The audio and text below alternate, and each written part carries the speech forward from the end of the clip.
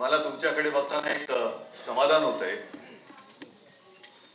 किती कोणी फोडाफोडी केली तरीही जो अस्सल शिवसैनिक आहे त्या तडबंदीला जरासुद्धा पडलेला नाहीये. संजय राऊत यांनी आपलं भाषण केलेलं आहे, मार्गदर्शन केलेलं आहे आणि बोलताना दोन तीन गोष्टी संजय आपण बोलला त्याचा उल्लेख जरा गमतीने करावासा वाटतोच. पहिला उल्लेख म्हणजे पंतप्रधानांच्या गंगा स्नानाचा,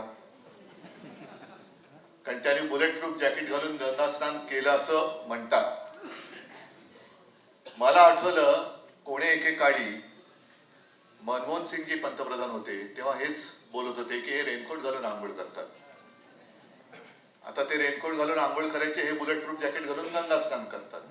आणि मी अनेकदा बोललेलो आहे की लढण्यासाठी तलवार लागते, तलवार पकडायला मजबूत मनगट लागतं, पण त्याही पेक्षा महत्वाचं म्हणजे मन लागतं. नाहीतर तलवार आहे पण चालवण्याची हिंमत होत नाही. ज्याने गद्दारी केली त्यांची मनं मेलेत, नुसते गट राहिलेले आहेत.